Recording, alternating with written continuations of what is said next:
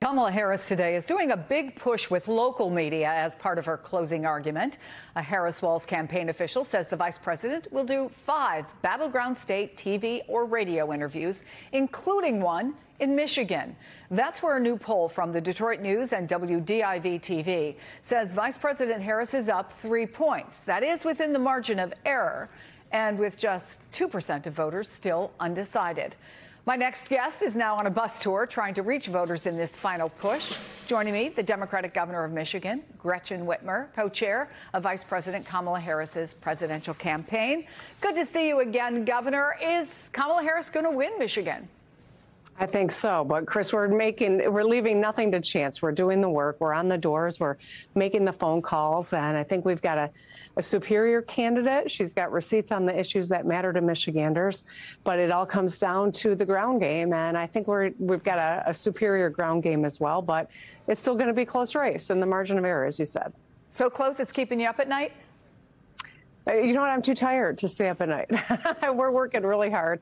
You know, the thing about Michiganders is, you know, we're hard-working, good people. We expect our leaders to be as good, if not better, and to work as hard, if not harder. And Kamala Harris embodies that. Her focus on helping the middle class and ensuring people have affordable places to live, can make their own decisions about their bodies, and onshoring supply chains so everyone gets a good paying job.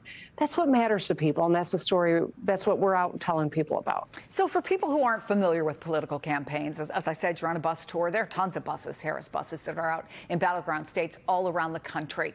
What do they accomplish? What do you folks on the bus do?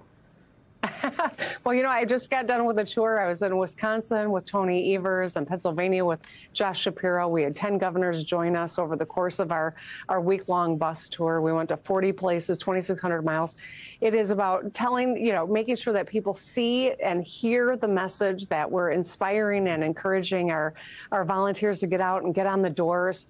And telling the story. And I think when we do it together, it's really powerful. And that's why I love a bus tour. It's exhausting, but it brings people together. And at the end of the day, this is a people-powered campaign. Harris campaign manager Jen O'Malley Dillon was on MSNBC this morning, and she says she hopes the vice president or her surrogates are the last people that battleground voters hear from before they vote. Do you think with that small sliver in your state, whatever it may be, 2%, who haven't decided yet, that could be the difference, literally the last person they talk to? I think so. You know, margins are traditionally very slender here in this state and in the handful of swing states. We know that as powerful as some of the commercials are, or as a sitting governor can be persuasive with people, when they hear from a neighbor or a friend or someone who lives in their community or they work with, that is incredibly impactful. And that's why it's so important that we are on the doors. We're having the conversations. We're reaching out. You know, there's a seat at this table for everyone. You don't have to be, you know, 100%, you know, endorse this agenda. What you do have to be is someone who wants a leader who's going to listen to you, who's going to take in all the information and make the hard decision when the time comes, and listens to you. And I think that's why people like former Congressman Fred Upton, who was a dyed-in-the-wool Republican, came on board just in the last week. Same with a former head of the Michigan Republican Party, Rusty Hills. I mean, there's a lot of great people that are Republicans who are coming over because they recognize how important this moment is. And there is a seat at the table for everyone. There is a growing Latino population in Michigan, approximately 6%, I think. Do you think the racist comments that have caught fire from the Madison Square Garden rally will move the needle at all? Well, I got to tell you, you know, I think one of the more distressing things is to watch the Trump campaign just vilify fellow Americans, how they denigrated Puerto Rico. But this comes from the top. President Trump was here in Detroit, Michigan, talking to leaders in Detroit, just absolutely denigrating the city of Detroit. And in the days that followed, we saw a huge increase in absentee voters turning their ballots in. So, yeah, I do think that it can make an impact. We need a leader who can bring us together, who can see the good in all of us and can put us on a path where every person in this country can become prosperous. That's the goal.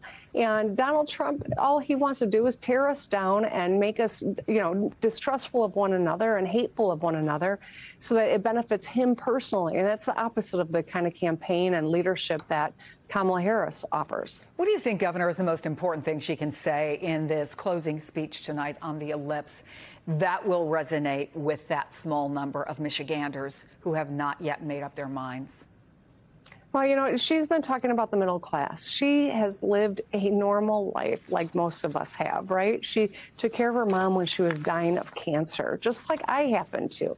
She moved in and helped her sister raising with her kids when she needed some help. I mean, this is what good family members do. Donald Trump's never lived a life like ours.